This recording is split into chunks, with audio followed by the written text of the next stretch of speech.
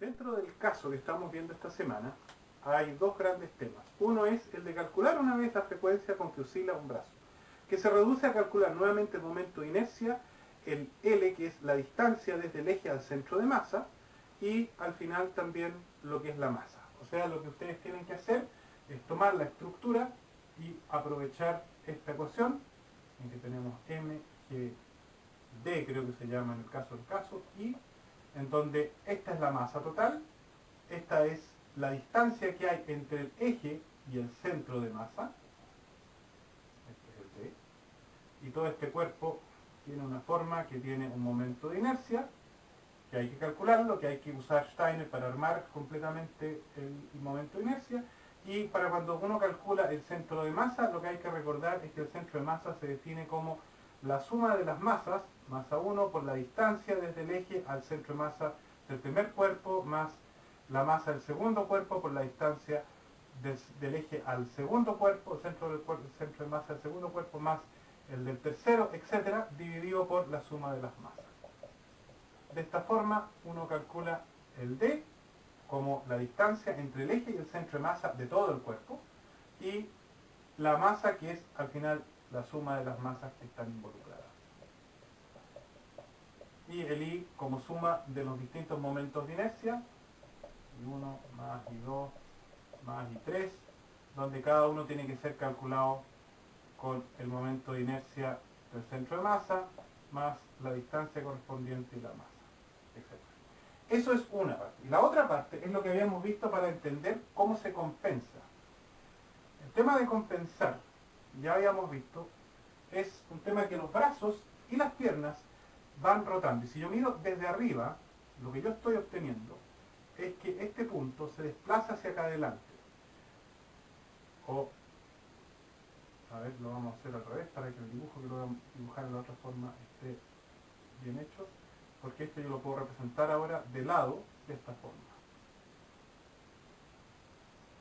Aquí ustedes tienen la cabeza de la persona, aquí tienen el brazo, y el brazo está rotando hacia adelante. Y lo que nosotros estamos diciendo es que vamos a tomar como momento de inercia simplificado, visto desde arriba, una suerte de un modelo de una masa puntual que se encontraría en buenas cuentas en la mitad del brazo. Y lo que estamos haciendo para eso es sencillamente usar el modelo clásico de la masa por el radio al cuadrado, que es para el caso de una masa puntual. Así que toda la masa aquí la vamos a concentrar. Aquí vamos a tomar, por ejemplo, la masa del brazo, del antebrazo, de la mano y de los dedos. Espero que se caiga todo esto. Y aquí vamos a tomar una suerte de promedio entre esta distancia, llámenla de 1, y esta distancia acá, llámenla de 2. Y el de 1 es sencillamente la distancia que hay entre el eje del cuerpo y el hombro, o en el caso de las piernas, entre el eje del cuerpo y en la posición del muslo. Así que esto acá, por ejemplo, en el caso del hombro, va a ser el típico I10. Que el I era la coordenada que nos daba la distancia del eje central. Ahora, para determinar esta distancia, tenemos que recurrir a mirarlo en tres dimensiones. El largo nos interesa básicamente esta parte de acá. Aquí tenemos la cabeza, aquí estamos observando a la persona de arriba. Aquí la estamos mirando del lado. Él tiene el brazo hacia adelante. En consecuencia, lo que yo estoy mirando aquí es esta línea de acá. O sea, el brazo va bajando hasta esa distancia. Y a mí me interesa conocer esta distancia de acá. Para poder hacer eso, lo que yo necesito es poder calcular con Pitágoras, con esto, más esto de acá. O sea, si yo tengo este de 1 de acá, y después voy a tener esta otra distancia, lo que me interesa es buscar este de 2 de acá. Lo puedo hacer directamente si yo calculo este, llamémoslo delta acá, porque el de 2 va a ser Pitágoras, d cuadrado más d1 al cuadrado, donde este d es esta distancia de acá. ¿Cómo llego? Necesito el ángulo lo sacamos con el tracker del caminar real de la persona, y la hipotenusa de acá la vamos a sacar como la suma. En el caso del brazo es el C10 más el C11 más el C12 más el C13. Esto es el largo total del brazo. Y si tengo la hipotenusa, llamemos esto C, para simplificarnos, el delta va a ser C por cateto opuesto, seno del ángulo. El ángulo ustedes lo miden directamente con el tracker, el C lo calculan como suma. En el caso de la pierna tienen que considerar básicamente el Z4 más el C4 medios, porque están tomando la distancia ahí desde el trocánter mayor hasta el suelo, y el Z4 nos da la altura hasta la mitad del muslo, el C4 medio nos da hasta el trocánter. Así que en ese caso tienen eso como C, y aquí tienen esta suma. Este ángulo terminaron, pueden calcular el delta al cuadrado más el de 1 al cuadrado, de 1 a este radio de aquí, les va a dar este trecho de acá. Y el radio que vamos a usar es sencillamente el promedio, el de 1 más el de 2 medios. Con eso uno puede calcular directamente el momento de inercia, puede calcular el momento de inercia de ambos, así que el momento angular va a ser 2 veces I omega cuadrado, y el omega es la velocidad, perdón, I cuadrado. El omega es la variación del ángulo en el tiempo, es el mismo ángulo que tenemos acá, así que podemos sacarle incluso eso, llamémoslo teta partido por t, este ángulo, pero cuidado, nuevamente tenemos que él oscila de atrás hacia adelante, así que el ángulo total, si es que usan este de acá, sería 2 veces este ángulo, por el tiempo total de oscilar, y esto nos va a dar el momento de inercia. Y al final lo que se busca es la diferencia de momentos de inercia entre el momento de inercia del pie, o de la pierna, mejor dicho es pierna, menos el momento de inercia del brazo, y esa diferencia, si es que existe, significa que el torso tiene que aportar una cantidad de torque. Si fueran iguales, los brazos están compensando perfectamente las piernas. Si este es mayor que esto, el torso va a tener que compensar. Si fuera al revés, significaría que el torso estaría compensando lo que los brazos están exagerando. Y de ahí podemos llegar al torque, básicamente porque el torque es igual a la variación del momento angular en el tiempo, que es el mismo tiempo, vamos a entender, que este tiempo de acá. Estos dos tiempos son iguales. Este es el de L que se calcula entre lo que se calculó para el brazo y lo que se calculó para la pierna. Y el resultado final es este torque. Y aquí de hecho le ponemos para no confundir con esta cinética. Eso es, básicamente, ahora vamos todavía a poner un pequeño paréntesis cómo se marca en el tracker los distintos puntos para poder llegar a todos los valores que se necesitan. He aquí lo que ya se midió en el tracker. Aquí podemos ver a Alex caminando. Si ustedes se fijan, tenemos en total un total de 5 puntos.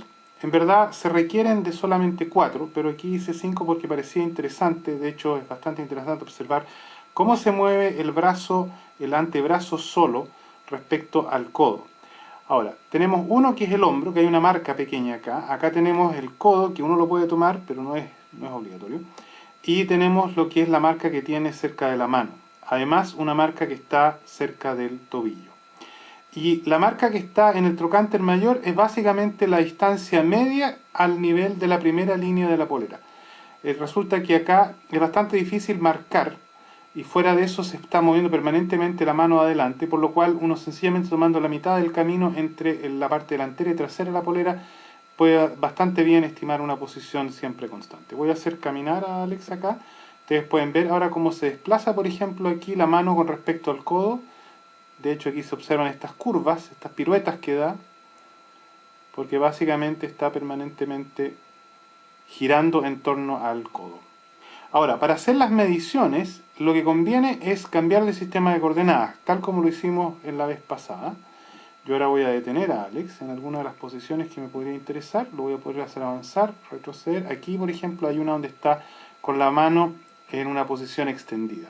Si yo ahora elijo, por ejemplo, en este caso, como punto de referencia la masa A, que es el hombro, aquí lo está, pero cargando, se demora un poco porque tiene que transformar todos los datos. Aquí los transformó, ya no me interesa la masa A misma porque sencillamente estoy en la masa A, y me interesa la mano observada desde este punto de vista. Y aquí ustedes ven que estamos en X observando el vaivén ida y vuelta que él tiene, pero si ahora en esta parte de acá me voy al ángulo, lo que estoy observando es realmente el ángulo que está teniendo. Y de hecho puedo sacar aquí directamente la lectura de los valores, porque el brazo se está moviendo en torno a un punto que está aquí del ángulo, y esto está señalado en grados. Cuidado que hay que pasarlo a radianes. Pero eso me permite, ahora lo puedo hacer andar, ver cómo la mano se está moviendo respecto a justamente ese punto. Lo mismo para el tema de la pierna, pero en ese caso, voy a detenerlo nuevamente, en ese caso lo que me interesa es escoger acá el trocánter mayor, que en este caso mío es la masa E. Nuevamente se va a demorar un poquitito en cargar. Acá está cargando. Y ahora cargó. Y ahora me interesa observar la masa D, que es la del pie. Y nuevamente tengo esta oscilación. Este es un punto que se corrió, no hay que tomarlo en serio. Y si aquí elijo nuevamente el ángulo, voy a poder directamente hacer la lectura de los ángulos correspondientes. Y ustedes ven que es aproximadamente una sinusoide. Esta es la forma como proceder para obtener básicamente los ángulos y obviamente los tiempos, porque aquí yo tengo un cierto ángulo, acá tengo el otro y tengo el tiempo que me demoro en hacer una secuencia completa, buscándolo correspondientemente en la tabla, en que yo aquí tendría que cargar vía el comando tabla, el comando del ángulo, acá, para poder, aquí me está, no quiero definir otra, aquí para poder hacer la lectura del ángulo que me interesa en donde yo me encuentro y el tiempo correspondiente.